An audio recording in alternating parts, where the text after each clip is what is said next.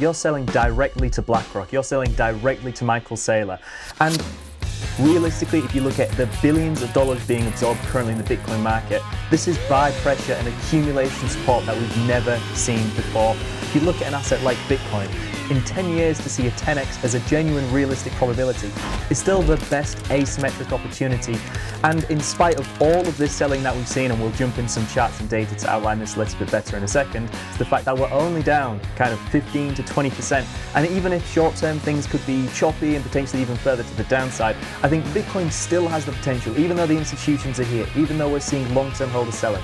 Bitcoin has still, on 5 separate occasions, defied expectations and done the extraordinary in a very short space of time. But if we do just see a small rotation from gold, which again, almost entirely institutionally driven price action, if we see a very small rotation of that into the Bitcoin price action, and we had to continue following this gold chart with about a 10-week to 3 months offset, then we could have a very explosive end to the year for Bitcoin. What's up, guys? 70,000 of you guys keep coming back every single month, but 71% are not subscribed. So you're going to miss out on some of the great green candle content. So make sure that you're hitting that subscribe button with the bell notification so you get notified every time I drop a video. All right, now let's get back into this great interview. Bing bong, I am back with another edition of the State of Bitcoin podcast, where I've got the man, the myth, the legend, recurring guest, Matt Crosby of Bitcoin Magazine Pro. But Matt, I had to have you back on because it's over, man. We're sitting at what, like just over $100,000. We've crashed 20%. The whole world is burning and the Bitcoin bull run is over. So just pack it up, right? I mean, it's the $1 million question. Have we peaked? Is the 4-year cycle over? Are we lengthening? And I'd love to say I have a crystal ball and know for certain what's going to happen next, but all we can do is look at the data, work on probabilities, and try and gain some insights into where the coming weeks and months may be going. So hopefully we can shed some light on that today and kind of clarify and simplify things, because obviously everyone on social media is blasting that it's the end of the world, Bitcoin's over, big bear market is incoming, but if you just take a step back, zoom out, it can really clarify where we are. And I don't think it's quite all as doom and gloom as it really seems. Okay, then dive into it, man. Why isn't it as doom and gloom as everyone sees? And why have we seen this recent pullback when we've seen essentially a lot of these treasury companies keep coming online? The United States isn't buying yet, but Eric Trump is saying that all these countries are starting to buy and secretly mine. And, we've had the U.S. confiscate more Bitcoin, although they haven't bought more. But it seems like the big money is here and buying. So who's selling right now, and why have we seen this recent drawback? Yeah, 100%. It's one of these instances where I think Bitcoin might have crossed the threshold where it's almost suffering from success. I mean, all markets are supply and demand economics. It's simply who's buying and who's selling.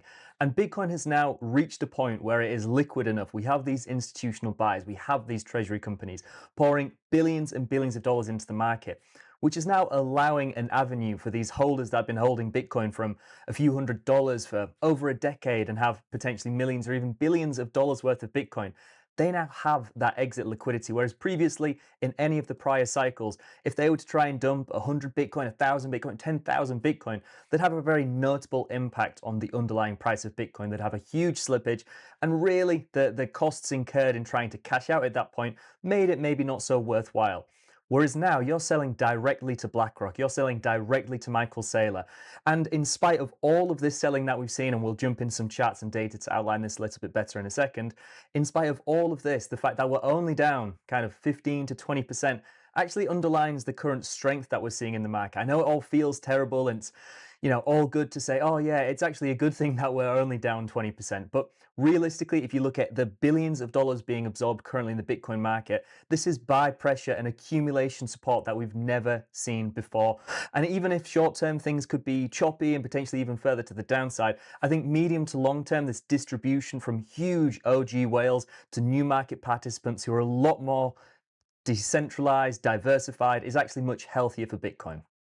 Yeah, I actually heard Jordy Visser come in and talk about this, and I'm not sure if you're familiar with him. He's not exactly a Bitcoin maxi by any means, but what he says is this is kind of Bitcoin's quote unquote IPO moment, where we have a lot of these Bitcoin whales come in and they accumulated a lot of Bitcoin, but they had to deal with a lot of the risk, right? So at that time, they were going in going all in on Bitcoin at a very early time when Bitcoin was $1, maybe even less, maybe $100, $1,000, what have you. They've seen the massive amounts of return. They've had to ride those waves. And so now they want to kind of sift off into the sunset, whether that's diversification, just make sure that their portfolios are okay, or just hold it in cash and kind of just ride out.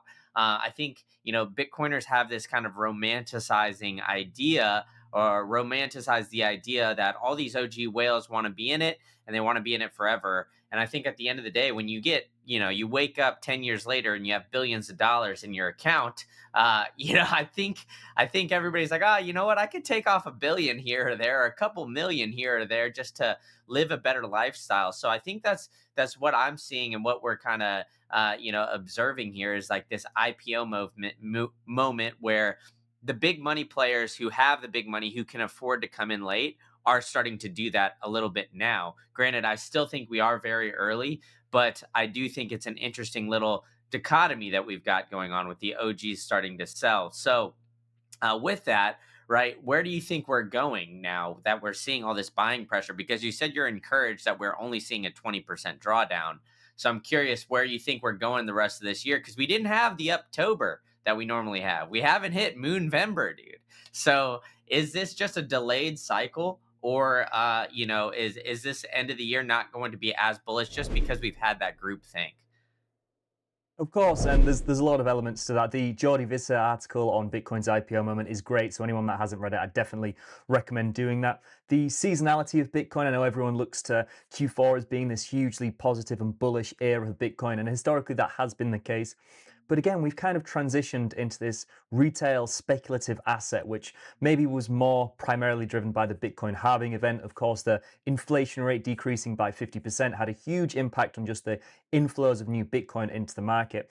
Whereas now we've transitioned from this peer-to-peer currency with huge retail participation into this institutional asset where big funds are more likely to allocate a small percentage of their portfolios rather than saying, I want to get to 1 Bitcoin, I want to get to 10 Bitcoin. It's a much more gradual, granular, and linear kind of progression of accumulation and distribution rather than these huge cyclical waves we get in volatility for Bitcoin. So where are we going? As I said, I don't have a crystal ball, and it's easy to work in probabilities and look at the data to try and get some insights. But if we can just share some charts that I've got here, I think a lot of people, especially right now, are maybe a little bit nervous on where we may be going, just looking at the time elapsed from the start of the cycle. So what we can see in this chart is the Bitcoin growth since cycle lows. Now, what we can see, the previous two cycles, we've actually now surpassed the time of those two cycles since the bear market lows. So many people looking towards the traditional 4-year cycle thesis of Bitcoin are seeing this and thinking maybe we've topped. And I'm sure that is kind of playing some part in the selling as well. People see that we're about the same length as the previous cycles, and again, maybe start taking a little bit of profit. But ultimately, right now, even though things feel like it's all doom and gloom, really things are pretty minimal in the grand scheme of things. If we just zoom out and look at the volatility of Bitcoin, and again, this has been part of the evolution of the institutional influence in the market, we're very much seeing the big directional moves in Bitcoin becoming lessened and lessened. But really what we can see right now, even after this big flush out, we're still at the lowest levels of 6-month volatility we've ever seen for Bitcoin. So I still think even now we're on the cusp of a larger directional move. And of course, I'd like to think that's to the upside, but we have to acknowledge that, of course, it could be to the downside as well. We could have already topped. But for me, just looking at the data, I think the base case is definitely still to the upside. But the number one reason that we have seen this recent kind of lull in price action is, as I said before, the supply and demand economics of Bitcoin. If we look at the amount of whales that have been taking profit on Bitcoin, this is a monumental amount of selling. So it's one of those where, of course, we try and find the positive in everything. But if we look to the previous instances of where there was this much Bitcoin selling from these OG whales, it almost coincided with a Bitcoin bull cycle peak. Now, in this cycle, we've been sustaining this level of sell-side pressure for over a year, since November 2024, when the price was around $75,000, $80,000. And since then, we moved over 50% higher than that ish to $124,000. So this strength that we're seeing in Bitcoin is really unparalleled, unlike anything we've seen previously.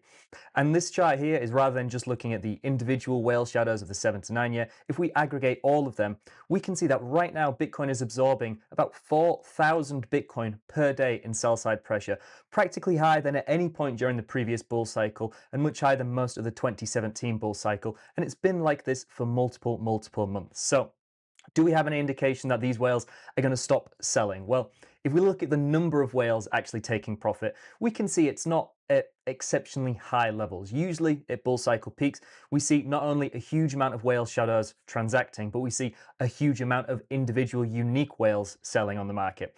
Right now, we're seeing a lot of transactions from bigger market players, but this has kind of been gradualized over a longer period of time rather than a huge blow off top and a huge sell side event.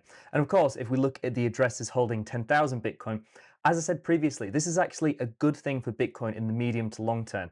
As we're getting rid of a small select few Bitcoin owners holding tens of thousands of Bitcoin, now it's not just a couple individuals that have the power to really move the market. If you're looking at 10 individuals with 10,000 Bitcoin selling at once, that has a huge impact on the supply and demand economics. Whereas now we're seeing, rather than a few individuals, we're seeing institutions, treasury companies, looking at the 100 BTC wallets absolutely skyrocketing recently. Again, this just distributes the coins throughout many more participants. So I actually think this is good for Bitcoin. And ultimately, where does this lead us over the coming days and weeks? Well, there's a few different parts to that question. If we look at the ETF flows, this is a good source of Bitcoin inflows and outflows, capital flows into the market. We can see that everyone associates the ETF buyers as the smart money, these big institutional deep wallet players, but historically they've actually been pretty terrible at timing the market. Again, looking at something like the funding rates or the fear and greed index, it doesn't matter how much capital you have at your disposal, you're still susceptible to the same market emotions and behavior as everyone else. And we can see anytime the 28-day average ETF flows has become outflows, this has actually coincided with a Bitcoin local bottom at pretty much every point since the ETFs launched in January 2024. And we're now closing in on that part. So I do think right now is a decent point to be potentially accumulating more BTC. I think the risk to reward right here is fairly strong. But like I said, we need to potentially acknowledge that the market could have already peaked and we could be now seeing some further downside. So I think if we break beneath that 50 to 350 week, moving average to that 365 day moving average, that 1 year moving average, somewhere around $100,000. I think if we break beneath that, then things obviously don't look great. I'd personally be looking to the electrical production cost of Bitcoin, which is somewhere around $70,000 to mine one Bitcoin, but that cost is rising every single day. I think one of the positives of seeing lessened volatility is, even though we don't see as massive exponential moves to the upside, I do think the drawdown percentage we'd see in the next bear market is much lesser as well. But like I said, I'm bullish. I'm looking at many different aspects. I'm not just looking at on-chain data. I'm looking at macroeconomic policies. We could be at the end of quantitative tightening and potentially at the start of federal balance sheet expansion once again. And this would be the fourth instance we've seen throughout the history of Bitcoin. And all the three previous instances kickstarted an exponential rally in the Bitcoin price action. Now, obviously, we're later in this cycle, so I don't necessarily think we'd see the big 10x gains like we historically have done.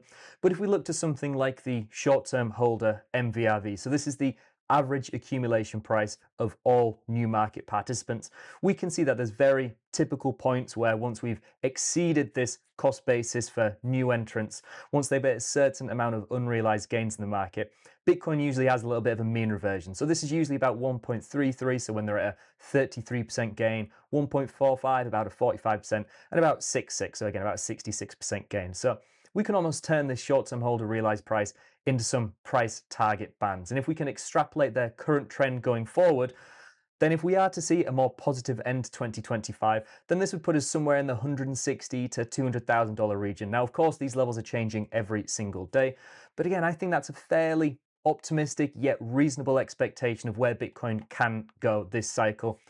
And I know a lot of people are going to say, but that's not happened. We've not seen these big parabolic moves this cycle. We've just had these choppy consolidationary periods. But really, we've already experienced 5 separate instances this cycle already of very rapid price ascension in the Bitcoin price. And these are rapid price ascensions of at least 65% within 100 days. So Bitcoin still has the potential, even though the institutions are here, even though we're seeing long-term holders selling, Bitcoin has still on 5 separate occasions defied expectations and done the extraordinary in a very short space of time. And we just look to the final chart that I've got here, which is gold's price action overlaid to the Bitcoin price action. What if I told you you never had to sell your Bitcoin? Instead, you can borrow against it with Salt Lending. Why give up your hard earned Bitcoin when you can unlock its value without letting it go? With Salt, you get secure Bitcoin collateralized loans with no credit checks, no prepayment fees, and best of all, no rehypothecation. Salt has had zero customer collateral losses since it launched. Salt was the first platform to offer Bitcoin collateralized loans starting way back in 2016. Today, they offer tailored options for both individuals and businesses. And now introducing Salt Shield, the no liquidation solution. No forced liquidations during the lifetime of your loan when you're enrolled with Salt Shield. This just launched at the Bitcoin conference in Las Vegas, and it is next level peace of mind. For Green Candle listeners only, head to saltlending.com/green-candle for this exclusive offer for your Bitcoin collateralized loan. You can get cash for your Bitcoin today. Salt Lending, secure, trusted, proven.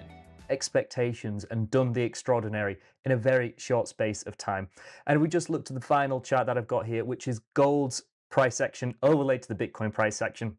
Now, again, this might be wishful thinking to some extent, but if we do just see a small rotation from gold, which again, almost entirely institutionally driven price action, if we see a very small rotation of that into the Bitcoin price action, and we had to continue following this gold chart with about a 10-week to 3 months offset, then we could have a very explosive end to the year for Bitcoin with, again, just a small amount of this $10 trillion market cap increase that we've seen in gold over the past year or so flowing into Bitcoin, which is just a $2 trillion asset. Then we could be, again, on the cusp of some very exponential price action in the hopefully not too distant future. Now, with that, I have a little, yeah. I mean, I guess maybe some questions for you because you're charting a lot of this, and I think we kind of went over this last time you came on the pod, but you're charting a lot of this and kind of describing it as traditional assets. And the unique thing about Bitcoin is that digital scarcity. So, there's 2.14 million Bitcoin still left on exchanges as of right now. And based on 2025 on chain data, there's 120,000 Bitcoin on known OTC desk or over the counter, which are the big players where they're buying from. So these big OTC desks are probably going to have to either go to the miners or have to go to some of these exchanges here pretty soon because of the amount of buying that we're seeing from these treasury companies. Now, I got to ask you, is there, that parabolic potential supply shock going to happen? Maybe if buying keeps up or is just about the same in the next few quarters, do you see that as a potential here? Or do you think that that is farther down the line just because of, these whales selling and, potentially moving the weak hands or the Bitcoin from the weak hands to the strong hands? I think the potential supply shock that everyone likes to look towards is probably a little bit further away than we'd maybe like to really admit. I think Bitcoin right now, unfortunately, is still very much a high beta, higher volatility play on US equities. And recently we have seen a divergence with Bitcoin underperforming. But I think unless we see some continued favorable macroeconomic conditions, unless we see some more rallies in traditional markets and equities, then Bitcoin maybe isn't going to outperform to the extent that we'd maybe like it to. Now, I'm actually bullish on equities going into the last quarter and potentially Q1 of 2026. So I do think that we potentially have a lengthening Bitcoin cycle. But I think the arguments of Bitcoin supply shock due to Bitcoin left on exchanges, Bitcoin left on OTC desks, maybe isn't quite as important as the underlying buying and selling that we're seeing from long-term holders. If you can just share the chart that I've got up here, what we can see is the cumulative effect of the long-term holder selling. So if we just look at the previous two cycles, this is all of the Bitcoin that has been sold from long-term holders. So we can see in 2017, it was somewhere around 5.5 million Bitcoin cumulatively sold. In 2017, about 5.7. And in this cycle already, we've seen about 8 million Bitcoin being sold from long-term holders, which again is a monumental amount of BTC. But really, I think as Bitcoin's narrative has shifted into this store of value asset as opposed to a peer to peer currency, we're seeing the habits of holders again begin to shift as well. So there are actually more and more Bitcoin being held by long-term holders. So if instead of looking at the raw values, we look at the percentage of circulating supply held by long-term holders, we're actually right in this region of selling where we'd anticipate Bitcoin to maybe be at the latter stages of the cycle. So this is the percentage of Bitcoin sold by long-term holders when accounting for the percentage of the circulating supply being held by long-term holders, which may sound confusing, but we can see throughout every single cycle, it's actually been a very reliable point throughout the cycle where we've seen the amount of Bitcoin being sold by long-term holders where Bitcoin's starting to top out. So I'd like to say, there's a shortage of Bitcoin on exchanges, there's a shortage of Bitcoin on OTC desks, but ultimately right now, even if we look to the ETFs and treasury companies, which have accumulated over 2.29 million Bitcoin, that's still only a fraction of the amount of Bitcoin that's actually been distributed by long-term holders. As much as the institutional influence is very much growing on Bitcoin, this is still a very much retail-driven market, and especially a market driven by the supply and demand economics of those who have bought Bitcoin and held for many, many years and are now reaping the rewards of sufficient liquidity to be able to take some profit on their positions. Now that's interesting. So, is 8 million just $8 million worth, or is that like 8 million total That's coin? 8 million total coins. So if you go to this chart here, if you look at the previous Bitcoin cycles, it's been a very kind of, again, granular amount of long-term holder supply selling. So we looked at this 2017 cycle, for example. Here it started around 12 million, and as the Bitcoin price action peaked, it was about 8.7 million. So we saw multiple million Bitcoin being sold almost in a continuous phase of profit taking. Similar in 2021, now we did have that double peak cycle, which made it a little bit less granular. But in this cycle so far, we've seen something very unique, almost a triple peak cycle in terms of long-term holder distribution. So if you just look at this chart, you may think that maybe Bitcoin isn't seeing a huge amount of profit taking because the amount of Bitcoin held by long-term holders is still significantly higher than at any point during the previous Bitcoin cycles. But what we're doing when looking at these charts is actually cumulatively counting all of that long-term holder Bitcoin profit taking. So if you take into account all of the Bitcoin that was sold or distributed by long-term holders in this first run up to above $74,000, in the first run up to above $100,000, and over the past few months. Cumulatively, that's over 8 million individual Bitcoin. So this is a huge amount of selling. So again, it's one of those where as analysts and as people bullish on Bitcoin's future, we always try and find the silver lining. But genuinely, from a purely unbiased, neutral analyst approach on the market, the fact that we've absorbed such a monumental amount of sell pressure throughout the past few months, well, years really, and Bitcoin has still been making new highs and is still only 15 to 20% off its current all-time high, really underpins the strength that we're seeing in the Bitcoin market. So it's one of those where obviously it's not great to see more and more people selling, but like you said, if you've been holding from a few dollars to over $100,000, maybe you deserve a nice new house and a shiny car, etc. But just zoom out. On the grand scheme of things, Bitcoin's recent dip is just that. It's just a dip. This isn't necessarily the beginning of a Bitcoin bear cycle. And if we are to start seeing this long-term holder supply, the distribution of these long-term holder coins begin slowing and some continued accumulation by ETFs and treasury companies and some more favorable macroeconomic conditions going into the latter stages of this year and into early next year, then again, I'm still thinking that the base case for Bitcoin is higher before we go lower. Now I got to ask you because we talked about the 4 year cycle. You've been kind of just saying how this one's a little bit different. Is this one going to be extended into 26? And if so, do you have like a timeline prediction? I know you say you don't have a crystal ball, but just based on what you're seeing, give me an educated guess here. Where do you think the peaks of the cycle, or have we already hit it?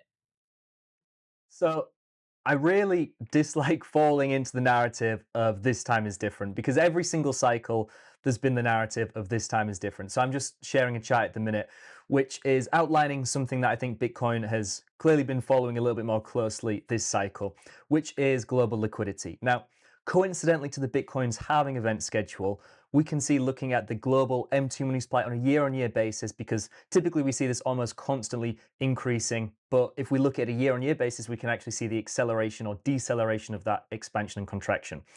We can see that the periods where this has rapidly ascended has actually coincided with the Bitcoin halving events very nicely. We can see in 2020, around here, around March, April time, I think it was, that was just as this global M2 started rapidly accelerating to the upside.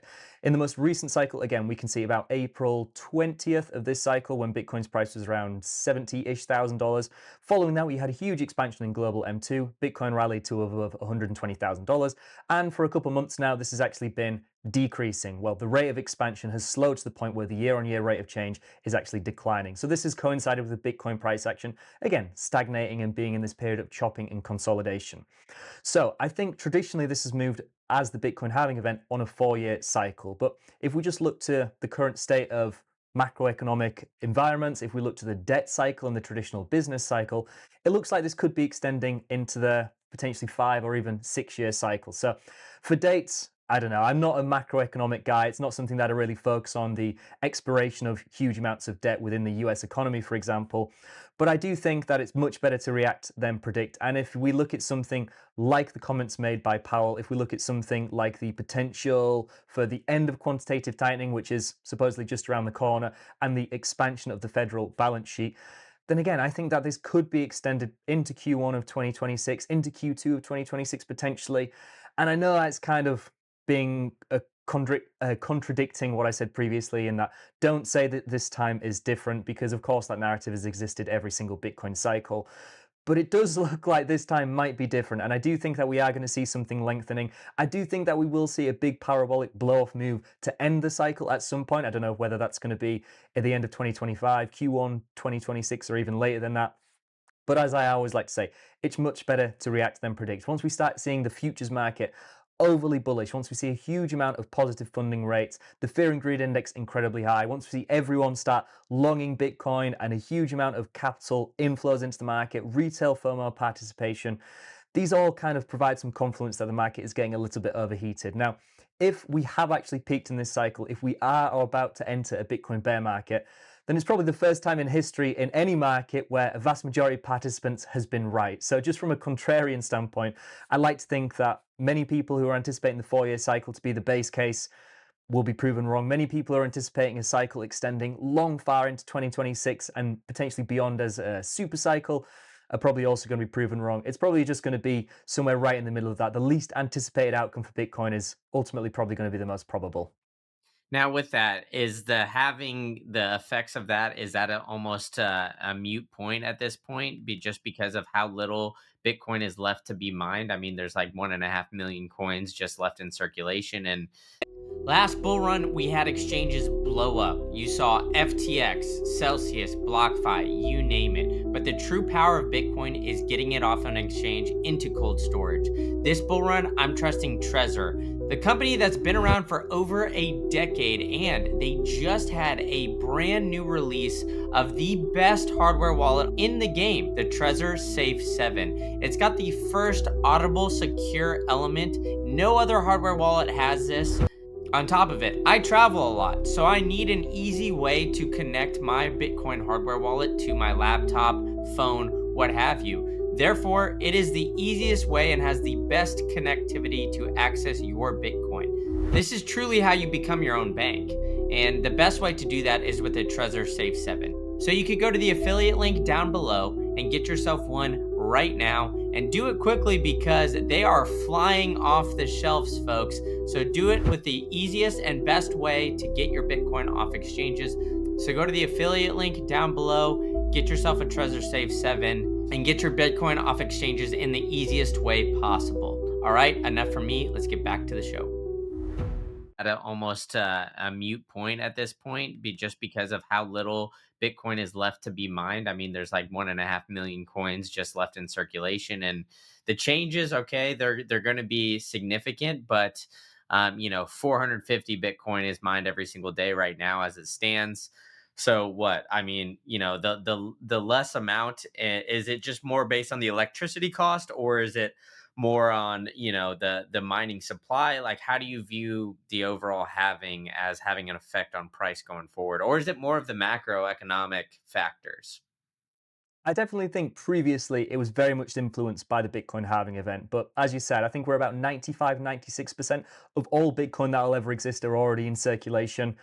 This is just a negligible amount of Bitcoin, honestly. The amount of Bitcoin that's being accumulated by treasury companies in ETFs is significantly more than this. So I think much more than that is the existing supply of Bitcoin and the more large scale macroeconomic factors. Now, I think long term, it's going to be interesting for Bitcoin. We're talking in a few cycles' time more than anything.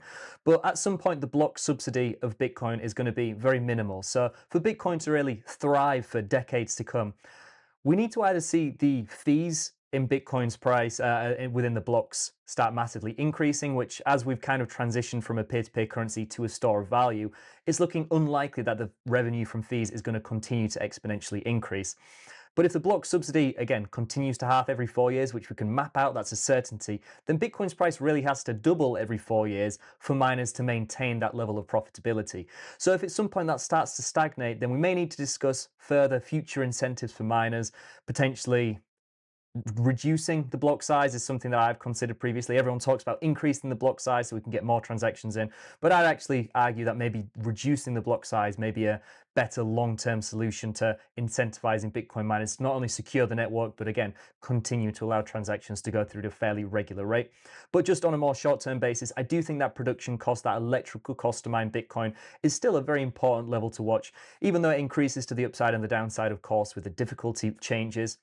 Ultimately, if you can buy Bitcoin for less than it costs to actually mine one, historically that's been a pretty good area to accumulate Bitcoin. It's almost like buying treasury companies like Strategy at beneath a MNAV value of one. If you can buy one Bitcoin, $1 of Bitcoin for less than a dollar, then that's just good business. So I think it's going to be an interesting dynamic to watch going forward. And of course, this is something that extends into multiple decades' time, not just over the current cycle. But the underlying bullishness or bearishness for the Bitcoin miners right now still shows that they are positive about the future price appreciation of Bitcoin. And historically, they've been a fairly good indicator of what's to come in the coming weeks and months. Now, is there any weight to the narrative that there's some potential paper Bitcoin out there with the amount of buying, or is it just the data is just pointing that all these whales are just getting out at this point? There's always been an argument of paper Bitcoin, and there's always been an argument of now that the institutions are here, we're not seeing real underlying spot BTC. Maybe it's just centralized custodians like Coinbase, internalizing their transactions on just a centralized database, which I'm sure is happening to some extent. But realistically, if you look to the previous cycles, FTX and Binance, do you really think every transaction happening on these exchanges were happening with real Bitcoin? If anything, now these big ETFs, these treasury companies, which are audited more heavily than any previously major crypto exchange. These are all buying spot BTC, and I'm sure that while there is some paper Bitcoin going around, and especially if you look to the CME markets and the options markets, the futures, etc., this is definitely taking some of the real underlying purchasing away from Bitcoin by just trading these derivatives. But people ignore the fact that throughout Bitcoin's entire history, people have been trading perpetual futures and futures contracts on Bitcoin on centralized exchanges where real Bitcoin probably wasn't being traded anyway. So, of course, it's going to be a constant talking point. But if you look to the gold industry, people have talked about market manipulation and paper gold as a serious issue for decades. But no one's really been complaining over the past year or so as gold prices rallied exponentially to the upside. So manipulation and paper Bitcoin and all of these things are always argued when Bitcoin's price is going down. But realistically, we could also say that if these treasury companies and ETFs start outflowing and selling Bitcoin during an uptrend, then if that paper Bitcoin isn't really hitting the open market, then it could be in our favor. So it's not something that I pay too much attention to, the weight of paper Bitcoin. But again, it's always going to be that argument. It's just when things are bearish, people like to bring it up a little bit more than when things are a little bit more bullish. Yeah, exactly right. Everybody wants to try to give some reasoning behind why prices aren't accelerating and everything isn't exploding here. But you mentioned down to the downside, and how we're kind of seeing this floor. You mentioned also that there was a potential of still the exponential swings to the upside. Are you, I guess, of the belief that the volatility is just going to keep going down? Yeah, I mean, volatility is as cyclical as price action, really. We see these periods of expansion and contraction, and historically, when we've seen levels of contraction that we're currently in, it's not lasted too long before we see a much larger directional trending move in the Bitcoin price. But again, it's just natural for an asset to go from a few $1 billion to a few $1 trillion to not have these violent 1,000% gains in a short space of time or big 90% bear markets. It's just the natural progression of Bitcoin. Now, we're always going to see boom and bust cycles like we have in all markets for literally centuries now. A lot of people that say we're not going to have big blow off tops or big bubbles in the market. We're not going to see big bear cycles. It's just going to be a continuous grind to the upside. I would love to be the case, but realistically, when there's cheap debt available, people take on excess risk. And when the market conditions throughout global economies are a little bit more bearish, people tend to scale in on the more speculative and volatile assets, which of course cause bear markets. So I think that even right now, the volatility is very contracted. People tend to get lost in what's happening right now. And this cycle as a whole has definitely been a lot more boring, let's be honest, a lot more chopping and consolidating sideways price action. But as I said previously, we've already experienced 5 separate instances of the price rallying over 65% in under 100 days' time, which from the current price action or around the current price action would take us to around $160,000, $170,000 ish in just about 3 months' time. So at that point, I think people would again start to ignore the fact that we've been in a long period of consolidation. People would assume at that point that this rally is going to last forever. Bitcoin's going to rally to 250, 300, 400, 500 plus $1,000. But really, at that point in time, the market is probably a little bit exhausted. The period of expansion is going to lead to more contraction. And again, the bubble will burst at some point. And even if the bear market isn't as severe as we historically have seen, because there's a lot more institutional influence. And again, just the market cap in general has increased, and the amount of concentration of Bitcoin within large holders has massively distributed amongst many, many more participants. We're still probably going to get a 40, 50, 60, maybe even 70% drawdown, which I know will feel terrible. You look at the sentiment now is 20% down from the all-time highs, and everyone's acting like it's bear market lows. Wait to see what the things are like in the middle of a Bitcoin bear cycle, which of course is inevitable. I'd love to be proven wrong on all this, by the way. I'd love to see Bitcoin enter this super cycle, decouple, never have a Bitcoin bear market. But again, just looking on the data, not just within the cryptocurrency markets, but all markets in general. On-chain data, everything we're looking at today is just mass psychology. And as much as markets may be evolving, everyone is still susceptible to fear and greed and just overexposing themselves and getting incredibly bearish. So looking at the data and acting as a contrarian historically has worked fairly well. So I'm going to bank on that working fairly well going forward. Yeah, I mean, I agree with you. I think once you get into this group think, this is what we get, right? I mean, everybody was thinking, "Oh, it's October and Moonvember, like this is the time, right? We're going to see a massive shift in the upward direction here in this quarter," and we just quite frankly haven't seen it at all. And I think once you start to get into that group think, that's where we run into trouble here. But I do think that it's an interesting cycle, and I think that from what I'm hearing as well, it seems like a lot of people are kind of the opinion of you, like where it's a massive it's a massive asset, 2.5 trillion to 2 trillion to 2.5 trillion market cap, depending on the day, whether we get these 20% drawdowns or not. And then, everybody's saying, "Oh, it moves like the traditional asset." That's why we're not going to see the exponential moves to the top or the blow off the tops. And that's why I think that it's leading up to potentially being this blow off the top, maybe next year or the year after, because I do think that this cycle is going to be extended, and maybe we don't see as drastic to the downside, where it's instead of the 80%, it's 60 to 70. Still very bad, but for the traditional investor. But what do you say, like the psychology from what you've kind of seen from the newer players getting in? Because I think I've heard Checkmatey come on and say some things about this 95K level, and how majority of wallets that have come in that are fairly new have this like 95K barrier. And a lot of people potentially could sell under that because they're looking at their new coins, and that is just hey, I'm out of money, let me get out of it, despite what everybody says, hey, buy at the bottom and sell at the top. Nobody really actually does that. So do you take any weight to these new people coming in and potentially having those weak hands? One of my absolute favorite things about Bitcoin is meeting all of you in person. So mark your calendars for February 28th and come down to where I've called home for the past 8 years, Tampa, Florida. The Bitcoin Bay Foundation is putting on this Sound Money Soiree. It's the third annual. It's a night of Bitcoin, poker, an open bar, and a silent auction. All support will go to Bitcoin Bay, a nonprofit that is creating a circular economy down in Tampa Bay, Florida. They're doing absolutely great things, and it's the Bitcoin community that I've called home for such a long time, and these guys are absolutely crushing it. So please do anything you can to support. Buy your tickets today. You can use promo code Green Candle to get 10% off your Sound Money Soiree tickets. So do you know anything about Bitcoin? No. You guys can come down and see this ugly mug. Come boogie on the dance floor, shake it, and now that Bitcoin's over 100K, you can do it all with your girlfriends. All right, enough from me. Let's get back into the show. And sell at the top. Nobody really actually does that. So, do you take any weight to these new people coming in and potentially having those weak hands?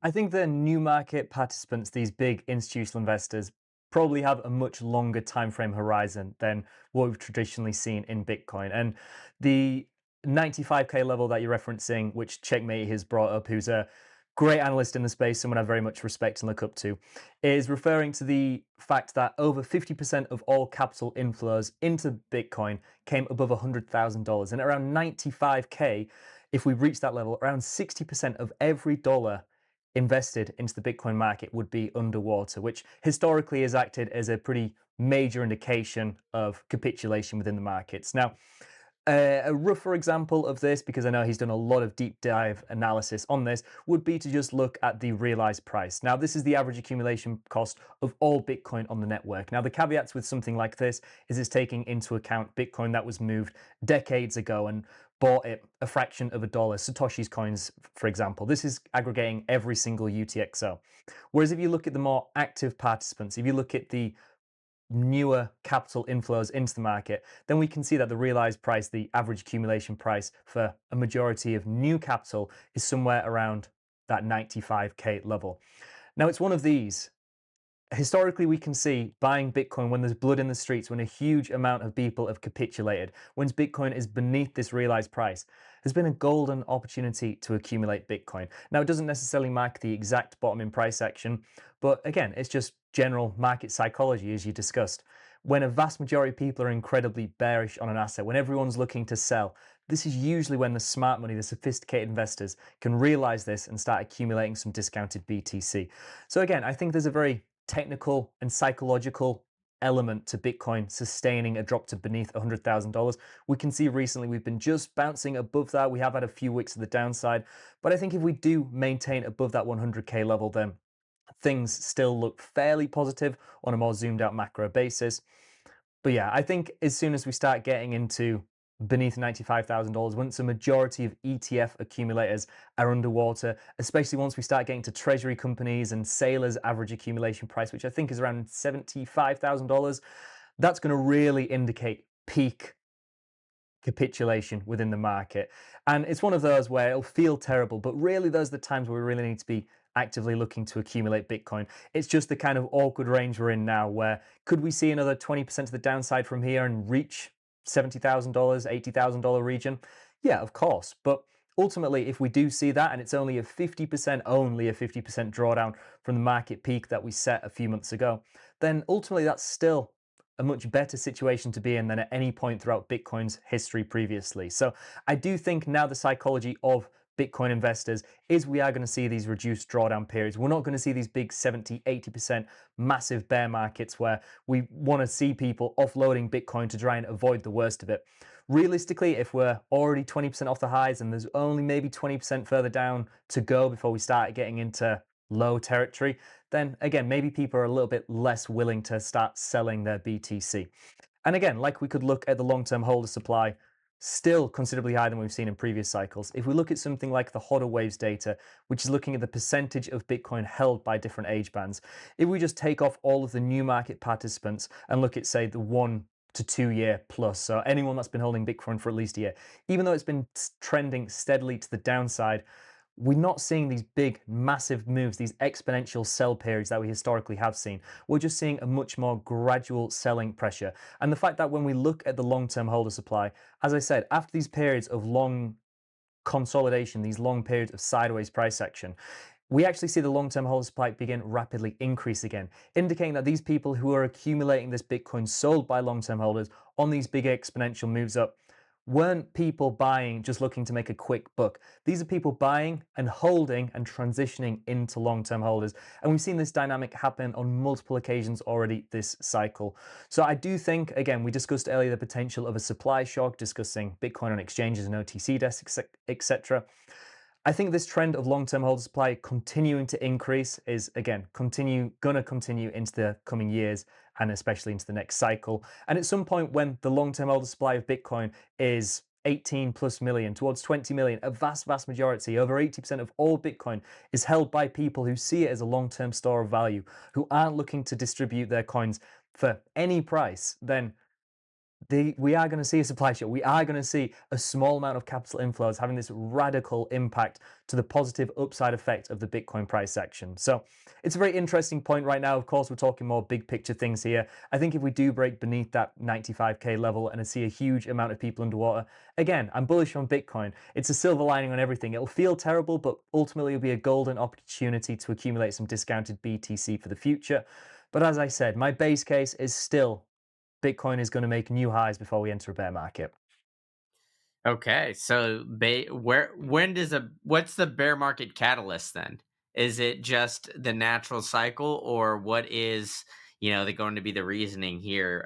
Do you think that we're gonna, I guess, potentially see the next drawdown where we're in a bear market? What are you going to be looking for, and what are some of the signs that you've seen in previous bear markets that kind of signal like, hey, this one's over?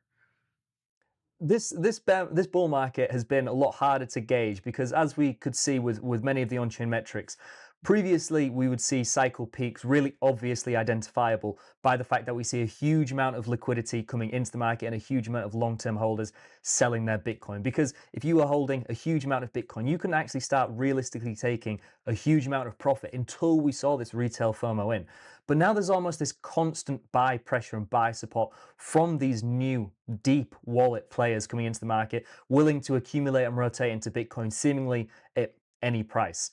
So we've seen an almost constant amount of distribution from these long-term holders. So actually identifying when it's crossed into bear market territory has been a little bit trickier. But as I said, I think Bitcoin still has this incredibly strong correlation to specifically US equities and tech stocks.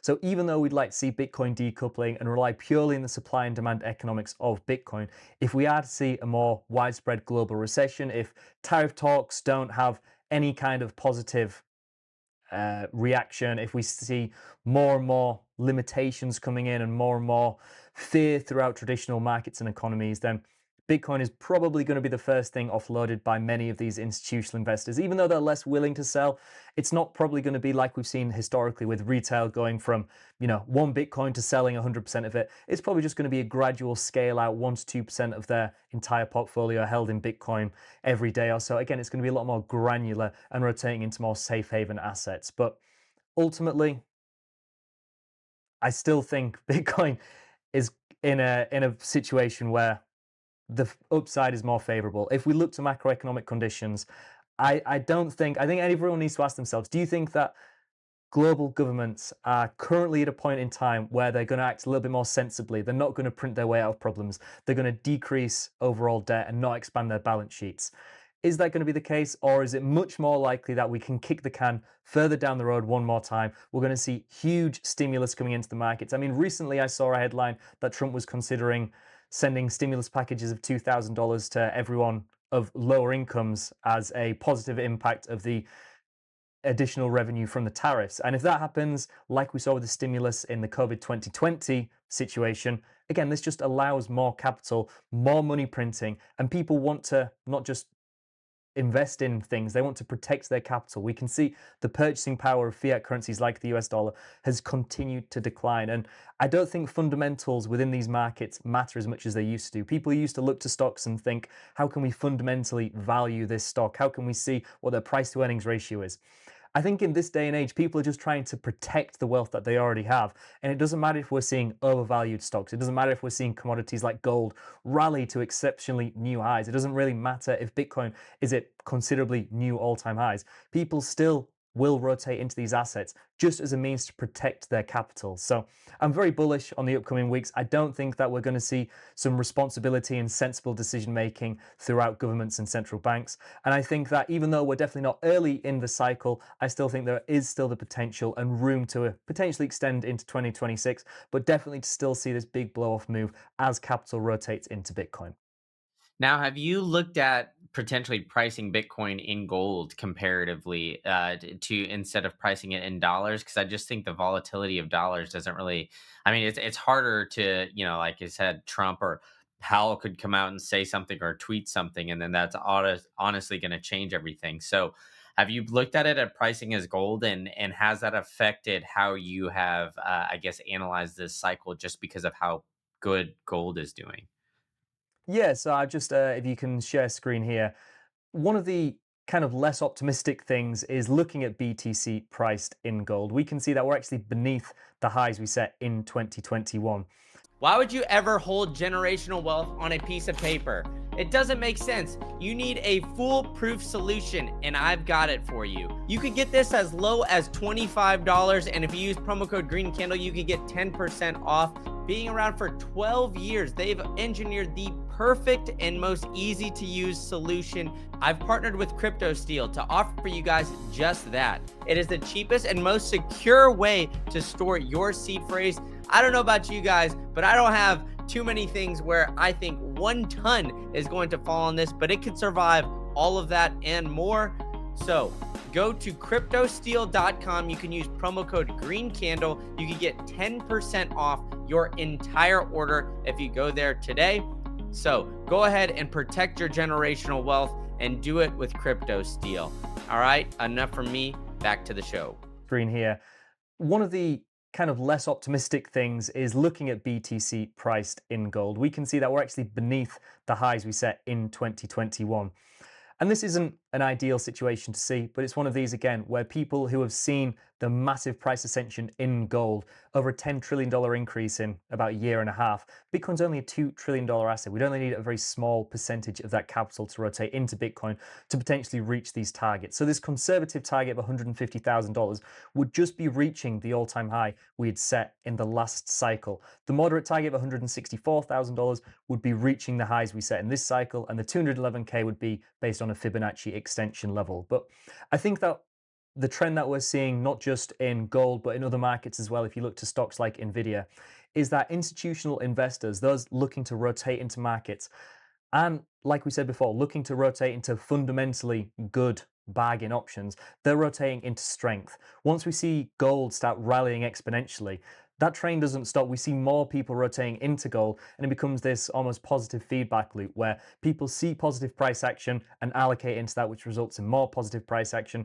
Now, of course, this results in speculative bubbles and isn't sustainable indefinitely. But if you just looked at Nvidia and gold, these have far extended beyond what would be considered normal and fair valuations for these assets.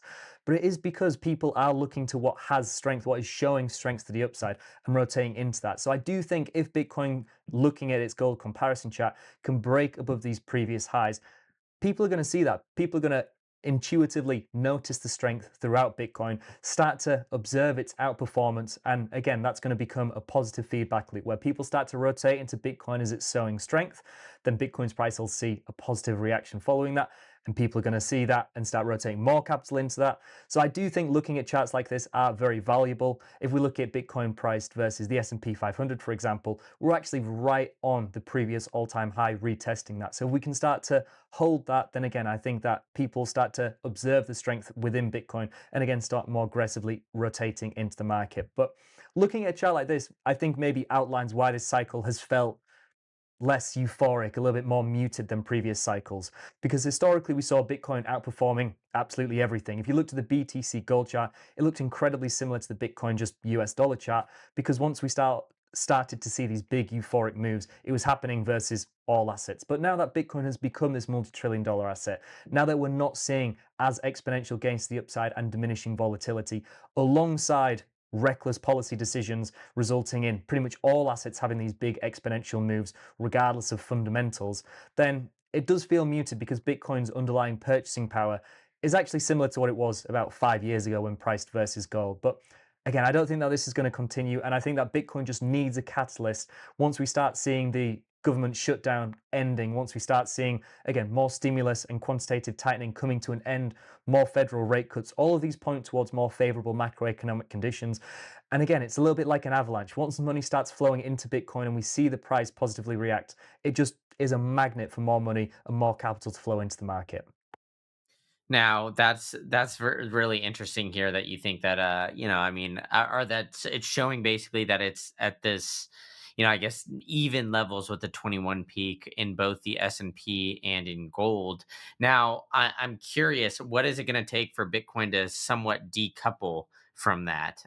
Because the narrative is kind of like, oh, Bitcoin is this tech stock, and this is kind of where people flood their capital during some sort of volatile times, and it's because it's the most liquid asset in the planet. It's I guess a love hate relationship with that, where when you start to see it crash, that's when people immediately pull out, or at least that's the narrative. So what is it going to take for Bitcoin to, I guess, decouple and become that safe haven asset that a lot of us in the Bitcoin space believe it is? I think we're already kind of in the process of that. Like I said, at the minute we're currently too correlated with US tech stocks and indexes like the S&P 500 and the Nasdaq, and because we're more of a high beta play, when we see drawdowns in those indexes, Bitcoin is probably the first asset a lot of people holding in their portfolio will look to offload and rotate into safe haven assets. But I do think at some point Bitcoin is going to be more understood and more seen as this inflationary hedge and asset kind of against in spite of bad monetary policy. As to when that's going to come to fruition, I don't know. Of course, we're bullish on Bitcoin, so we'd like to see the decoupling event happening sooner rather than later. But ultimately, this is something that takes a lot of time. Bitcoin is still a relatively new asset. And if you ask the average person, they still don't fully understand what Bitcoin really is. In only a year and a half, well, almost 2 years since the ETF launch, we've already seen tens of billions of dollars, hundreds of billions of dollars rotate in from these institutional investors. They are starting to comprehend what Bitcoin is as an asset and are starting to adopt this Bitcoin standard. Now, it is a very slow process. These big institutions managing trillions of dollars aren't going to instantly put a few percentage of their capital into Bitcoin simply because Bitcoin still isn't big enough. Like we said previously, where now long-term holders are seeing sufficient liquidity to start distributing some Bitcoin to these institutional investors. At some point, we're going to see the Bitcoin market cap increase and liquidity to be sufficient enough that we can actually see these larger funds start rotating into Bitcoin. Because realistically, if BlackRock wanted to allocate 1% of their user holdings into Bitcoin, Bitcoin still isn't as big an asset as it needs to be to support such accumulation. They're not going to buy Bitcoin if knowing that their purchase is going to increase the price of Bitcoin by 50 or 100%. That's just bad accumulation. That's just bad business. What they're going to do is accumulate on every single dip, minimize that downside volatility. And again, it's one of these positive feedback loops where the bigger Bitcoin's asset cap grows, the bigger the market cap increases, the more liquidity it can handle, the more people are willing to just invest a small amount of their portfolio into the market. So it's very gradual. We're going to see small rotations of portfolios, just 1 or 2% here and there. And as Bitcoin grows from this positive feedback, it just allows more capital to flow in. And at that point, at the point of Bitcoin being sufficiently liquid and sufficiently large to support all of these capital inflows, which may be 5 years' time, might be 10 years' time, at that point, I could see a genuine decoupling event where Bitcoin isn't just a high beta play of equities. Bitcoin moves as an independent asset. And of course, like we said, it will still have these boom and bust cycles, but it's not going to be dependent purely on what's happening in tech stocks or the US equity stock market. It's going to be more dependent on the fundamentals of Bitcoin. It's going to be more dependent on the global liquidity and business cycle. And again, it's just going to be underpinned by the supply and demand economics of Bitcoin. And if we are beginning to see the startings of a squeeze in supply, if we are seeing less and less available liquid BTC available for these institutions to accumulate, then again, basic supply and demand economics, the price is going to be favorable in terms of its reaction to that. Now, I got to ask you then, when do you think we get to $1 million Bitcoin? Good question. I actually did an analysis on this very recently using some very dubious speculation and some very, let's say, I won't say reliable methods. I'm not a big fan of the power law or linear regression models or anything because they kind of repaint and historically change, so they always seem accurate. But to kind of gauge the general trend of something like the compounded annual growth rate of Bitcoin, I see that as a potentially semi-useful method. And again, pairing that with something like the production cost, which again is a fairly predictable trend of Bitcoin. We know every 4 years the supply, the inflation rate is going to decrease by 50%. We can kind of model the efficiency of miners and the hash rate based on that, following a semi-rough linear regression channel. So I think somewhere around 2032, that 2030 to 2035 period, we could reach $1 million. But that's in $1 million in today's money. If we actually look at the liquidity injections, the fiat debasement, $1 million in 10 years' time is not going to be $1 million in today's money. In terms of $1 million of purchasing power in today's money, then again, we're probably looking slightly later, 2035 to 2040. But again, if you look at an asset like Bitcoin, in 10 years to see a 10x as a genuine realistic probability is still the best asymmetric opportunity that exists across pretty much any market. Unless you get into very speculative quantum and AI stocks, Bitcoin has stood the test of time for well over a decade. Clearly, Bitcoin is here to stay. Clearly, it's being adopted by not just institutions and treasury companies, but nation states as well.